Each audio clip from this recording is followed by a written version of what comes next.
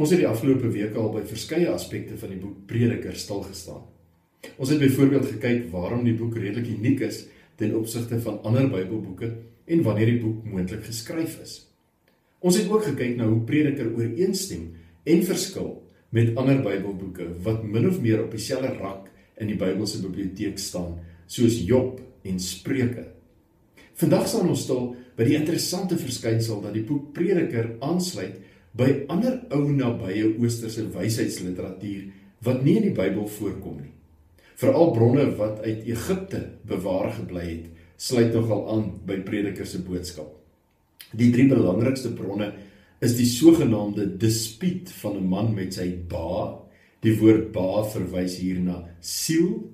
Die tweede bron is die lied van die harpspelers en die derde bron is die bekende Gilgamesh epos.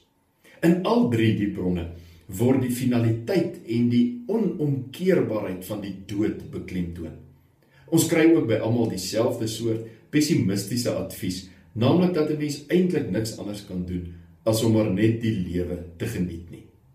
In die dispuut van 'n man met sy ba, probeer sy siel die man oortuig dat die lewe tog verkieslik is bo die dood.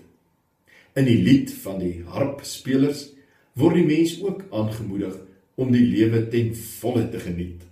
En in die Gilgamesh epos slaag die held nie daarin om die ewige lewe te verkry nie, en kry hy ook uiteindelik die raad om bloot maar net die lewe wat op aarde aan hom gegee is, te geniet. Dit lyk dus asof daar in die tyd toe Prediker geskryf is, ook ander strome in die wysheidsliteratuur was, wat sy siening gedeel het. Lekker lees.